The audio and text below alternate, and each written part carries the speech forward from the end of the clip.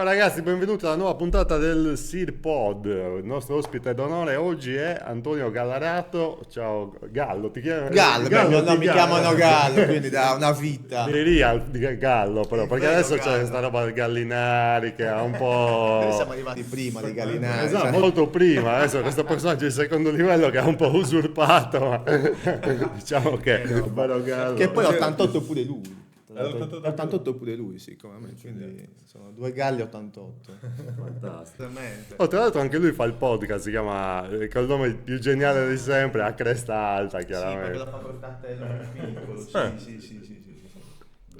Va bene, dai. Allora, quindi, dottor Gallo, questo è il secondo ciclo di puntate del SealPod, come ti dicevo, a telecamere spente. Uno dei nostri obiettivi è andare ancora più sul personale, raccontare un po' di aneddoti scioccanti, no, dai, che cose un po' più divertenti. Quelle Anche. che si possono raccontare. Sì.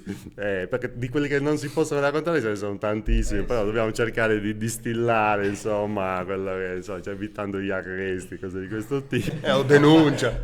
Denuncia, cose di questo particolari. tipo, quindi stando nel legale. E quindi ti parto subito con, cioè invece che poi dopo ti chiedo anche le domande di diritto, però ti chiedo subito.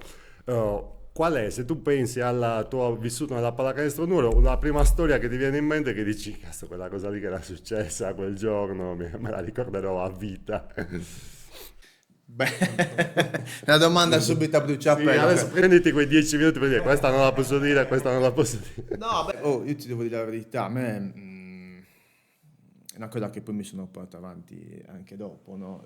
La prima cosa che mi viene in mente pensando subito alla palestra, a quell'ambiente lì, allo spogliatoio, è la regola che ci si metteva da subito, che poi è una roba che quando sei piccolo non ne hai magari tantissime, li arrivi lì e boom, te Ci mette gerarchia. Esatto, paurosa, e quindi dici ok, aspetta, prendo le misure. Che poi invece è una roba super positiva che mi sono portato dietro per sempre dal punto di vista personale, ma anche dal punto di vista professionale. Certo, Sembra certo. assurda questa roba qui, ma è una roba che mi ha segnato. E poi il senso di gruppo, poi da ragazzini di cose ne succedevano tante, però la prima cosa sicuramente è quella del rispetto dei ruoli, quindi arrivare lì ed avere delle tantissime regole per il bene comune.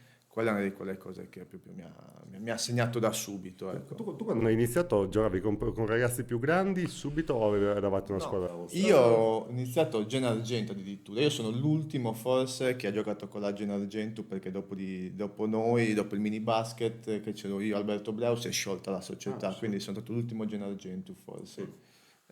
E poi sì, nel percorso Fatto pallacanestro Nuoro e poi siete arrivati presto, cioè tu che Marco Palla erano i due dell'annata dell'88. 88 sì, abbiamo sempre giocato con quelli più grandi perché eravamo, insomma, ce la cavavamo e quindi... Non fai il modesto, dai. No, però siamo arrivati in prima squadra che avevamo 14 anni forse, una roba del genere, quindi insomma era ancora gli anni tutti quanti vecchi, adesso si offenderanno perché li ho chiamati vecchi, però cioè, insomma c'era Sergio con Claudio che erano comunque giovanissimi ma già veterani praticamente. Perché Sì, io- poi a quell'età 2 anni sono tanti. Cioè, sono tanti. E poi abbiamo avuto subito il confronto con quella generazione di Fabrizio Beccu, Gianmario Pani, Davide Loddo, Branch, che insomma... Cacciotto, Cipolla, Renato Caccioli, Farda. Bolla, tutta gente grande, quindi insomma... giocavate insieme. Sì. Quindi, Avevamo un roster devastante infatti in quegli anni. sì, quell'anno la Serie D a un livello incredibile e quindi ti metti già in delle dinamiche anche di spogliatoio con gente che è molto più Molto grande più di te grande, ed era quella generazione che ha fatto la Serie B a Nuoro, quindi insomma che ha visto dinamiche anche da semiprofessionismo e lì veramente... E com'era l'ambiente nello spogliatoio del genere? Per te che lo vedevi da piccolino. Innanzitutto ci si affidava sempre a un padrino. Allora, il mio padrino era Marco Moledda. Sì, è vero, tutti Il protettore, No, cioè, ma- dovevi sì, trovare tipo in galera, devi trovare. quando entrava un under veniva quasi affidato, diciamo, a una persona che Marco Palla che era lo svezzava, Fabrizio diciamo Beccu, così. sì. E poi era quella persona che ti aiutava sia durante la settimana a magari a capire certe cose, a evitarti brutte situazioni, no? Metterti nei quella. Esatto, e poi soprattutto era il primo che insomma in campo quando succedeva mezza storia Certo, con qualcuno quindi più grande. Interveniva. Subito. A supporto immediato. Io ho avuto un buon padrino perché era uno che si faceva rispettare parecchio, sia in palestra che fuori, quindi era una cosa che poi ti portavi fuori anche dalla palestra, perché con Marco poi ci si frequentava anche fuori, ce lo chiamo padrino anche oggi, se Anche lo vedo lo oggi, chiamo sì, padrino, sì, sì, mio padrino, quindi è una cosa... Beh, nascono dei rapporti personali e delle amicizie bellissime, comunque, derivanti dallo spogliatoio, dalla squadra, comunque dal contesto cestistico. Sì, sì, assolutamente. E poi c'è stata questa dinamica che tu hai rivissuto con qualcuno di più piccolo, cioè qualcuno che ti ha individuato a te con questo ruolo o avevi smesso prima? Beh, conta che io ho avuto la sfiga, mi sono spaccato tutto quello che potevo spaccarmi, quindi Come hai detto spaccare, sapevo per spaccare io il microfono. il legamento del microfono. Quindi ho smesso a 19 anni, avevo insomma già smesso, quindi non ho avuto quel ruolo da veterano, diciamo. E tu hai avuto problemi con le ginocchia, vero? Tutte e due. Poi ho rotto un ginocchio a 18 anni, un ginocchio a 19 a distanza di un anno, poi dal secondo, insomma, intervento non era andato anche male, quindi poi non ho più recuperato, ho smesso perché poi inizio a lavorare, insomma. Però mi è mancato quel ruolo lì Però l'ho fatto poi a lavoro perché ho ereditato quella dose di saggezza, diciamo, da quelli più grandi e ho cercato di riportare questo modo di fare poi nei ragazzi che entravano in cucina. Possiamo parlare un attimo del lavoro che fai, perché comunque Sì. giochi ad alto livello anche al lavoro, no? Sì, lavoro in cucina da ormai 15 anni quasi, quindi da un po' di tempo. È stata una carriera interessante, quindi sono stato Londra, poi tanto in Italia, l'ultimo lavoro è stato con Carlo Cracco, insomma, sono arrivato fino a fargli da secondo, quindi ero alla sua spalla. Una bella scalata. Una bella scalata faticosissima, però sì, importante. Ci sono tante cose che ti dicevo, soprattutto sul senso del gruppo, no? Perché poi anche in cucina devi stare insieme. Certo. Cioè, in cucina Lavoro di squadra. siamo 25, quindi se non riesci a fare collante è faticoso, no? Quindi per te è stato importante, diciamo, l'esperienza cestistica di spogliatoio di squadra, l'hai riportata poi anche al lato professionale, Sì, ti hai dato una struttura, diciamo, di Esatto. lavoro che ti ha permesso poi di... Esatto. È la stessa Cavolo, cosa che poi è importantissimo. successa a me, infatti io penso che sia una cosa importantissima, ecco, lo sport di squadra, perché ti aiuta non solamente a giocare a pallacanestro, ok, ma proprio a stare in un contesto sociale, quindi imparare a rapportarti con i colleghi o i compagni di squadra, ecco, poi alla fine l'approccio è lo stesso. Sì, assolutamente, ma poi il fatto è che comunque stai sempre insieme, cioè stai ogni giorno insieme. Io mi allenavo 6 giorni a settimana. Sì, noi ci allenavamo tutti i giorni. Più 2 partite a settimana facevamo, perché mi allenavo io, cadetto o juniores prima squadra, poi facevo la partita juniores, partita prima squadra, e quando capitava promozione, che un anno c'era Ma noi un anno abbiamo fatto 3 campionati insieme, perché mi sa che facciamo Under 20 o 21, Sì, esatto. promozione e Serie Serie D. D, sì. 3 partite a settimana, sabato, domenica e lunedì. Quindi praticamente, cioè, vedevo più lui che mia madre. È un'esperienza che ho provato anch'io. No, però capisci che tu vedi sempre, crei una comunità e soprattutto io ero più piccolo, quindi chi era più grande di me impari a stare zitto, impari quando ti dicono no e no, e questa roba qui te la riporti anche al lavoro perché poi hai a che fare con persone più grandi, quindi la gerarchia c'hai ben presente che cosa vuol dire. Poi nel tuo caso anche persone di una certa autorevolezza, insomma, che si aspettano anche, come sì. dire, non è una cucina di basso livello, comunque normale, no? Hai lavorato in contesti C'è in molta cui... pressione. A me piace ricordare una roba a proposito della socialità, del contesto sociale. Il campetto dell'agrario. Sì, ecco, noi giocavamo, fondamentale. andavamo un sacco lì. Cioè, la roba che Mauro era il king del campetto, poi... E infatti io ti ho visto giocare un sacco perché era il periodo che giocava anche mio fratello e quindi venivamo spesso al campetto, tu bombavi come un disperato. Era bellissimo quel contesto dell'agrario. Ma tu quando hai iniziato in prima squadra chi c'era come coach? Allora, c'era... Gian Mario Pani? No, mi sa che c'era Giuseppe. Ho fatto hai io iniziato Giuseppe, poi abbiamo fatto Gianmario. Sì, Gianmario, gli ultimi anni con Gianmario Pani. Sì. Quindi che anni potevano essere? Non mi ricordo. Guarda, secondo me... 2002, 2003? Sì. Quando ho iniziato, quando ho iniziato io sì, una roba del genere. Lì ci sono stati un paio d'anni comunque di buonissimo livello, perché facevamo sempre playoff di Eravamo Serie D. sempre tra le prime 3-4, facciamo sempre i playoff. Poi io ricordo, cioè, in Serie D giocava gente tipo Zidane, che Sì, dalla Dinamo, scendeva in Serie D, giocava in Serie D. C'era un livello, boh. A livello Io mi A. ricordo anche Chessa, Massimo Sì, Chessa, della sì, Dinamo, sì, che sì, qualche sì. partita con la Serie D l'ha fatta. Vabbè, poi 88, quindi con Chessa avevo fatto anche i rappresentativa sarda. Quindi. Però, insomma, c'è la gente...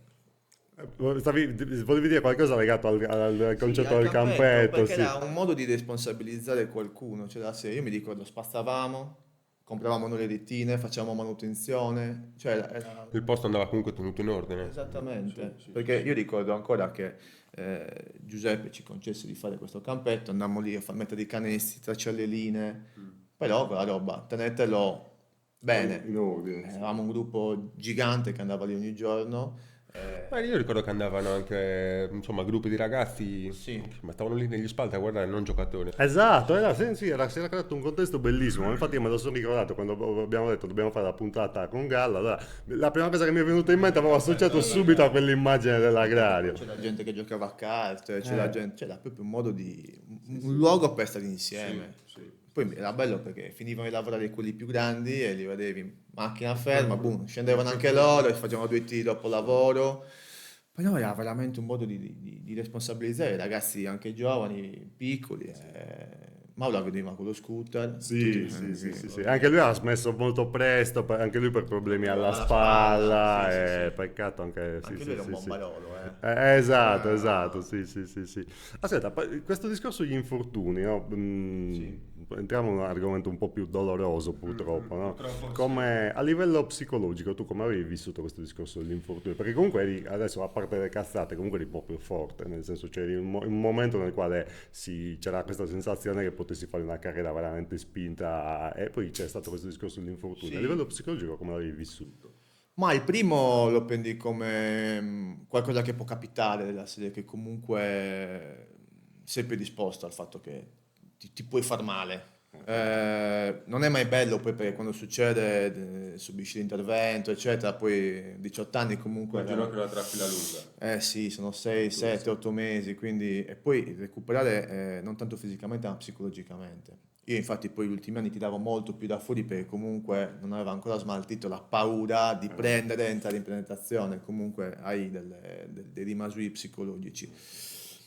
Non è facile superarla. Al secondo, onestamente, ti butta giù paurosamente. Sì, ti senti diverso un po', è più un lavoro psicologico dopo da fare, ma che richiede almeno, secondo me, un altro anno per tornare a quello che eri, probabilmente, senza paure, senza cose.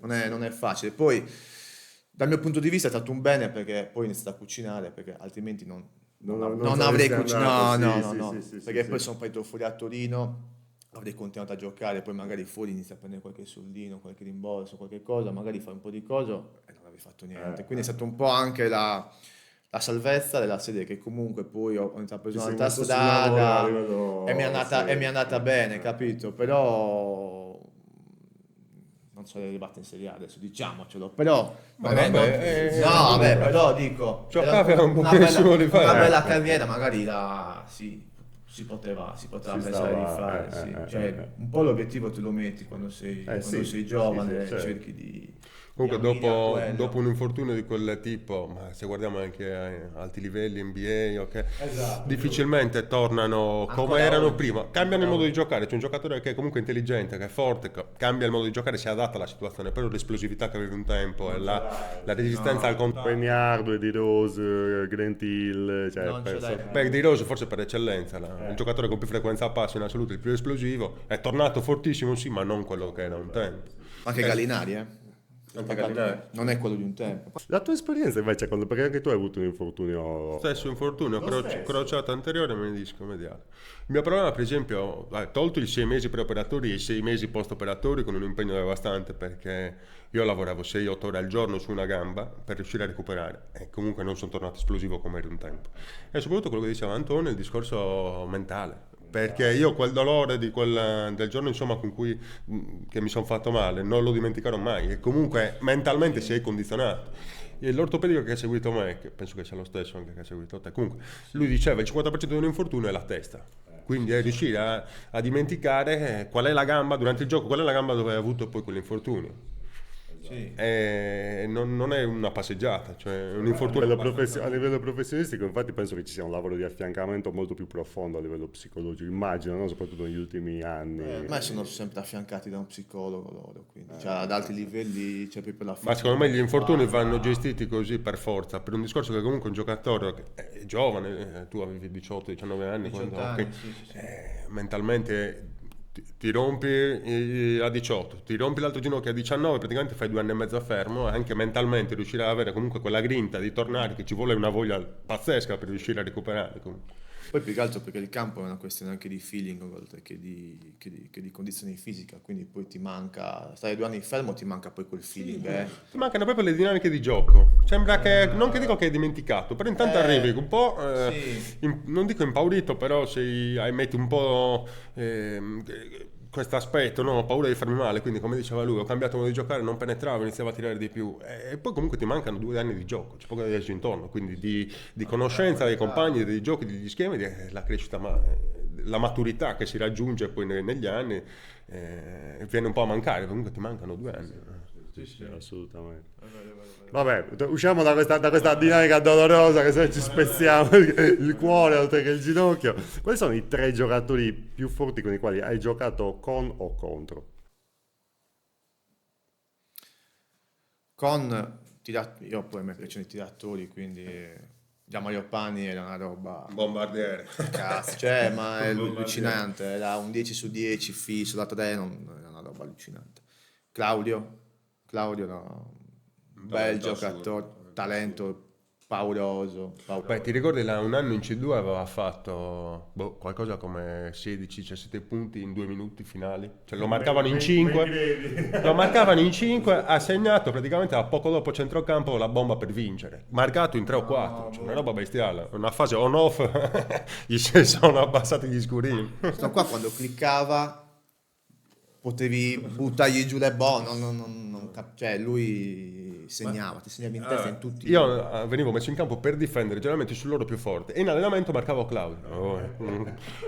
Tu potevi marcarlo, tanto tirava un passo prima. No, era una Se roba aveva pesante. voglia non lo marcavi, poi se magari dal giorno non aveva voglia potevi pensare di marcarlo, ma se aveva Comunque mente voglia, li faceva. sì, capito, ma se aveva voglia no, lo lasciavi direttamente libero, fai come vuoi, tanto è uguale. E terzo. E terzo, mi ricordo Auristano, ho fatto un C1 Auristano un anno, che è la seconda volta che mi sono spaccato. Diaz, che era il centrone, un pivottone incredibile, bellissimo da vedere, proprio movimenti, giocatore che giocava in Serie B, Serie A2 anche, mi sa.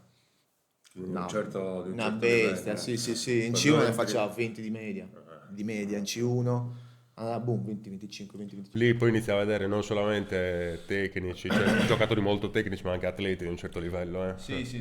E poi cambiano anche un po' le dinamiche di spogliatoio perché iniziano a essere pagati. Certo. Quindi lì, sai, È un lavoro, è una professione. diventa un Tutti gli effetti, sono lavoro, professionisti. ci sono dinamiche diverse, è più complicato a Esatto. livello umano anche perché insomma alle volte non è che puoi andare meglio di quello che è pagato anche, no? Cioè, sì. No, però ci sono dinamiche, insomma, cambia un po', diventa un'altra roba. Sì. È un livello più su. Invece io ho la sensazione che molto spesso un giocatore abbia sempre di giocatori, soprattutto come siamo stati a questi livelli, c'è sempre una sorta di tandem, no? Claudio e Sergio li ho sempre pensati sempre molto a fianco, no? Nel tuo caso un po' c'era questa con Marco Pala. Com'era il rapporto che tra l'altro è bravissimo. Marco era lo stesso, una scheggia. Il rapporto eravamo migliori amici, siamo migliori amici. Cioè, quel rapporto che è rimasto. Vedi, sì. Eravamo migliori amici fuori, abbiamo condiviso, cioè a livello cestistico tutto, penso. Tutto, Perché poi perché- siete andati via dalla Sardegna insieme. Sì, siamo andati in prima squadra insieme, siamo andati a Torino insieme, abbiamo condiviso tutto quanto il percorso sia umano che cestistico. Io Marco all'inizio ero in generale gentile in pallacanestro nudo, quindi Lui è puro e tu no. esatto, ha sangue puro, è sangue nobile. No, ma ci stava manco un po' sul cazzo, no? Perché comunque no, era dall'altra parte, no? E poi sono arrivato che era cadetti alla pallacanestro nudo, abbiamo continuato a starci sul cazzo per un po', e poi da lì invece poi è Scoppiata una bellissima partita, amicizia. sì, l'amicizia, e poi ci trovavamo facilmente, veramente. Poi con Marco bastava che lanciavi la Lo palla. stavo per dire, la cosa bellissima di Marco è che se prendevi il rimbalzo senza neanche guardare, lanciavi la palla, tanto la prendeva lui di sicuro, un missile. Era un mix di giocare a rugby, no? Era un missile terraria, tanto di sicuro la prendeva lui. Sì, ma poi non capivi neanche come facesse perché era scordinato, aveva le spalle strette, era un po'... Si aveva uno stile strano. Però sapeva dove era il canestro sempre, anche senza guardare riusciva a capire. Era Ah, l'Inzaghi della pallacanestro. Capito? Quel senso di quel fiuto. Era una roba naturale, perché ti dava anche male, io l'ho sempre detto. Cioè, Marco, però negli anni ma- è migliorato un non sacco, ti offende, anche però da- Marco tiri male anche ora, però... no, però ti Però dava è male. migliorato un sacco. Sì, Da che è arrivato in 2 anni ha avuto un'esplosione devastante. Perché comunque iniziava a diventare un giocatore completo. Sì, sì, sì, sì, sì. Non era più solamente la corsa e quindi il lancione, ok? No, è vero, però ho capito, a livello di gesto tecnico, non è che dice mica sei pulito, Era eccetera, sporco, però sì, era sporco, però segnava. Era Marco faceva 20 punti in Serie D. Giovanili Juniores, mi ricordo oggi, perché oggi ci siamo sentiti prima di venire qui. No? Ricordami quella roba.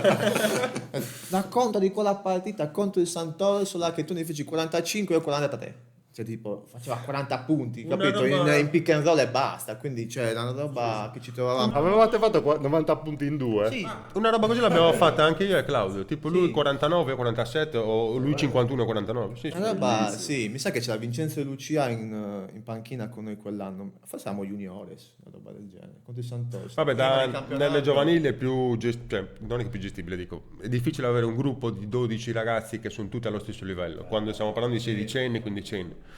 Poi quando vai anche semplicemente una prima squadra, quindi in una Serie D, avere a disposizione quel tot di pallone per fare 40 punti è quasi impossibile. No, non ce li hai, non ti mancano poi quei minuti anche, ma giustamente.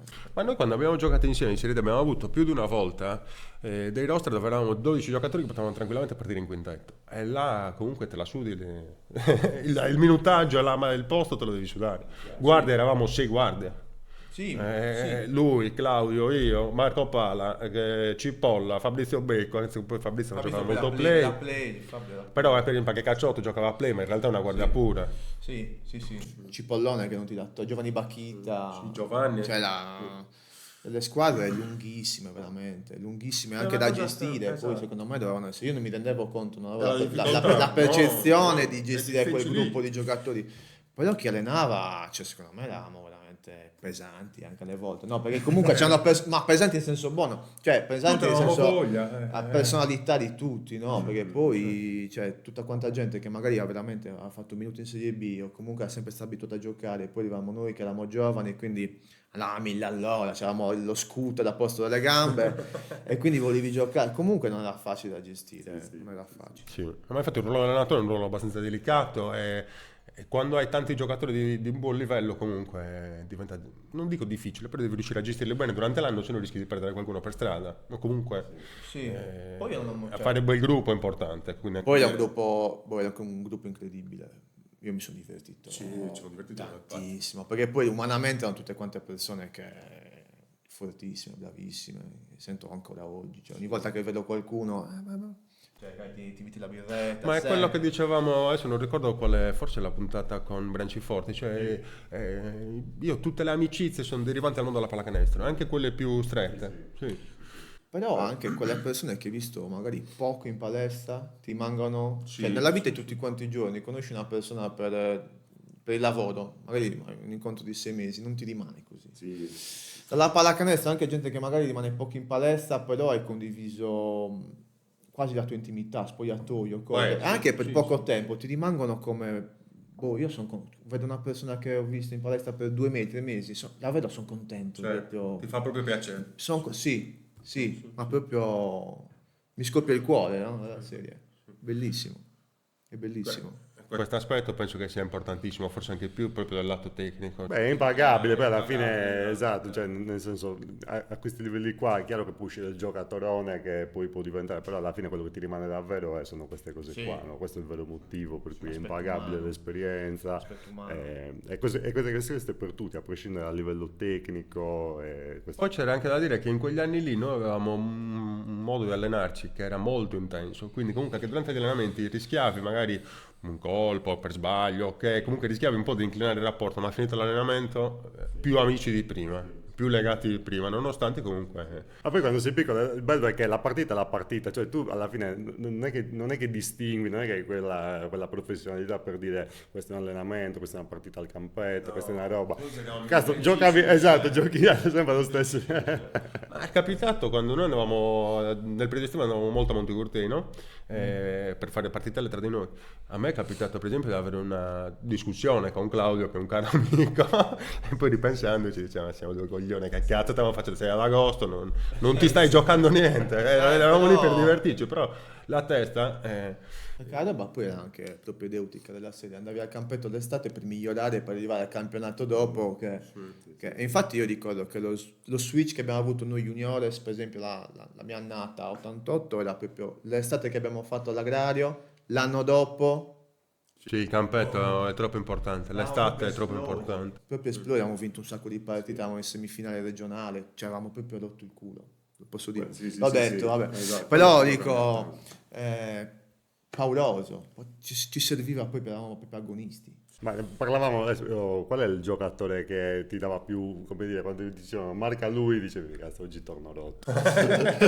Adriano Troncia, cioè era Fortissimo. fortissimo, durissimo, quindi arrivavamo anche alle partite noi già preparati perché le botte le prendevamo in settimana, quindi arrivavamo alle La partite, partita era una passeggiata. era una passeggiata, quindi perché alle volte mi facevano marcare il 4 sotto canestro, Gianmario soprattutto me lo faceva, e quindi mi capitava Adriano da marcare in settimana. Pesantissimo. E mi fa, cazzo.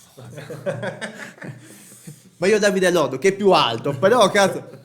Adriano è duro, proprio duro, una forza brutta. Boom, boom, boom. Quindi poi tornavo a casa, ecco, mi faceva male tutto Ghiaccio quanto, ovunque. ghiaccio ovunque, domani mattina a scuola un po' così. Che succede? No, stavo giocando a basket. Pensavo, cazzo, box. Dai, E quindi poi arrivavi la domenica e era tutto quanto più Oggi ci si leggero. riposa, Oh, bello, tranquilla. oggi non prendo colpi, no? Però è vero, la partita generalmente è il momento più intenso di gioco, mentre invece in realtà in quegli anni era più leggera la partita degli allenamenti. Gli allenamenti, beh, quando devi lottare con 6 persone per giocare, dai il massimo, dai il 200% anche agli allenamenti. Sì. Però siamo cresciuti con un bel gruppo, quegli anni sono venuti fuori della bella annata con anche belle soddisfazioni proprio a livello di...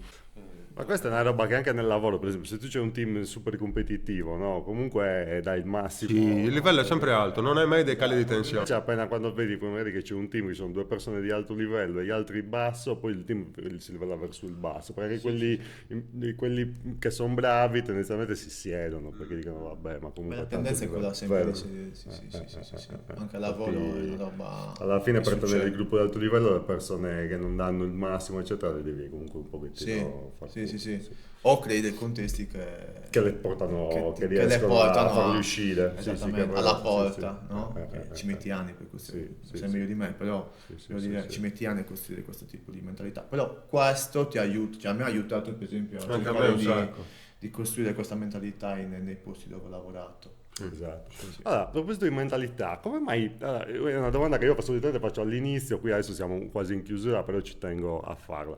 In un contesto nel quale comunque alla fine il calcio è sempre stato in Italia e quindi di conseguenza che è sempre stato dominante, la cultura ti porta a scegliere quello sport. Come mai avevi scelto la pallacanestro e cosa consiglieresti a un genitore? Cioè, devi vendere la pallacanestro, dici rispetto a un altro sport può darti qualcosa. Fermo restando che lo specifichiamo sempre, tutti gli sport sono Fanno eccezionali bene. e Sì. vanno bene, però se dovessi vendere la pallacanestro cosa diresti? Per la pallacanestro a me me piace di più l'ambiente che c'è attorno proprio allo sport, inteso globalmente, no? Anche ad altissimo livello, Serie A con Serie A, l'ambiente che c'è attorno a questo sport qui è tendenzialmente migliore, secondo me ti educa a un tipo di free play diverso che quello che può essere il calcio, ma non perché il calcio è No, peggio, ripeto. è perché è veramente diverso, no? Quindi questo è sicuramente il primo punto. E poi vabbè, il senso di spogliatoio, il senso di appartenenza, il senso di gruppo viene amplificato secondo me molto di più. Uno perché non sei in 22 ma sei in 10, 11 in Sì, squadra, un contesto più un po' ristretto. più ristretto, riesci secondo me c'è più collante probabilmente, no? Però ovviamente poi va visto sempre situazione Chiaro, per situazione. certo, sì. Io ho iniziato perché fondamentalmente non potevo fare diversamente, perché mio padre allena, mio zio allenava, sì, quindi... Era un vizio di famiglia, era un vizio di famiglia. capito, È bella questa cosa qua. Entriamo un attimo nella...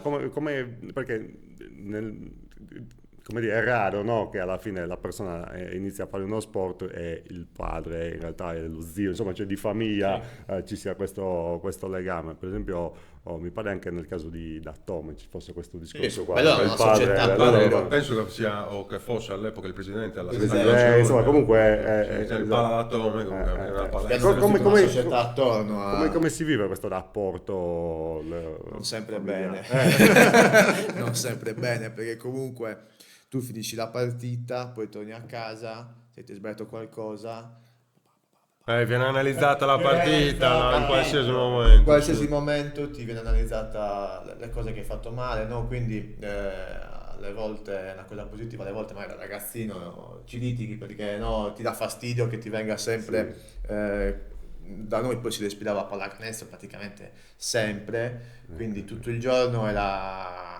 dovevi essere sul pezzo, no? Da un altro punto di vista però è bello perché condividi una passione comune Sì. e quindi è veramente il figo, no? Ma giocava anche tua sorella, mi sembra. Mi Anche ricordo mia che era sorella, molto brava. sì. Ha giocato in Serie B, sa, da quando c'era la mi Locco, ricordo che era sì, molto brava, anche mia sì. sorella. E quindi noi abbiamo iniziato che eravamo io 6 anni, mia sorella 5, Anche voi prestigio. tristissimo perché Beh. dovevamo decidere che sport farci fare e mio padre ha detto karate, no karate non mi piace, ho detto, no, non mi piace. Va a provare a basket e da lì poi sono andato in palestra, non sono più uscito per 15 Ti mangia la anni. testa. E comunque il feedback che hai in quel contesto è molto più tecnico, no? Mentre un genitore che magari non è del settore ti può dire, è bravo comunque, No, ma io però... proprio le palle. Eh. Questo hai fatto male, questo hai fatto male. Riunione tecnica, non pranzo. Riunione tecnica. Tipo Biscardi dopo partita, no? Tutti le moviole, no, però sì. E l'atteggiamento quindi non era l'importante partecipare, ma molto più... No, vabbè, quello sì, della serie sì, l'importante è che stessi bene facendo uno sport, però poi sì, erano più critici, erano molto più critici. Beh, quando hai comunque a che fare con una persona che capisce lo sport e le dinamiche, è ovvio che poi il confronto sale di livello, quindi Esatto. Sì, poi mio padrino mi ha allenato mini basket, poi mi ha lasciato, l'ho ribercato anche in prima squadra. ha allenato anche noi, Ha allenato anche voi. a me un sacco di anni. Sì, Michele sì. almeno 4 anni abbiamo. E juniores, mi ha detto un anno juniores forse, un anno in prima squadra, tutto quanto il mini basket, quindi insomma la formazione da quando ero piccolo l'ha fatta mio zio, e quindi insomma era bello bacchettone, e il cazzettone che ho preso da lui non l'ho mai più preso da nessun altro allenatore, veramente era durissimo. Però è stata una fortuna alla fine, no? Vabbè, ma probabilmente ti ha anche aiutato, Mi ha insomma, molto a capire, aiutato. a formarti. Pretendeva tanto, perché ero particolarmente capace di fare quella roba lì, quindi pretendeva che stessi sul pezzo. Magari all'epoca ero un po' su e giù, come tutti quanti i ragazzi, non eri sempre a 1000, e quindi insomma si bacchettavano parecchio. Però secondo me anche lo spogliatoio che avevamo noi ci portava a dare sempre il massimo anche agli allenamenti. Sì, Perché anche se sì, andavi sì, un sì. po' che eri un po' poca voglia, magari altri pensieri per la testa, poi Eh. 2 o 3 colpi, 2 o 3 bombe in faccia, allora dovevi rispondere per forza. Quindi Sì, mi ricordo, occhi anche- girati. anche questa roba qua, sì, quando avevi, insomma, Anche perché qualcosa mi ricordo scuola che o perlomeno i compagni di squadra, quelli magari un pochino più grandi, ti facevano notare e pesare che non ti stavi allenando con poca intensità, con poca voglia, quindi eri sempre comunque stimolato a dar di più. Sì, esatto. Poi insomma il ragazzino che andava a scuola, quindi poi aveva il pomeriggio libero, quindi non avevi scuse per arrivare scarico all'allenamento. Poi magari c'era gente che finiva di lavorare e andava ad allenarsi, quindi ti diceva tu qui oggi cos'è che stai facendo? Non te lo puoi permettere. Esatto, capito? Quindi dovevi correre, cioè. Poi vabbè, il nostro ruolo di Marco i primi anni era tipo correre a manetta, quindi dovevamo sempre veramente. Ma Marco non lo faceva, adesso non mi ricordo, forse Gianmario, non lo faceva neanche andare in balzo. Dice come l'avversario tira tu parti. Infatti che prima andare in balzo, fuma, lancione. In qualsiasi posizione, tanto vedevi questa cosa che girava. Tanto la prende lui, sicuro. Bello, sono stati divertentissimi quegli anni, un bellissimo ricordo. Sì, veramente. C'è qualcos'altro che vogliamo dire prima di chiuderla? C'è qualcosa che stiamo dimenticando? Qualcosa che ci tenevi particolarmente a dire? Abbiamo fatto una bella chiacchierata. Una bella chiacchierata un po' bella completa, secondo me. Ottimo. Bene. Grazie mille per essere stato. Grazie a voi, Gallo. grazie a voi. Grazie a voi per aver guardato la puntata e noi ci vediamo alla prossima. Prossima puntata. Ciao.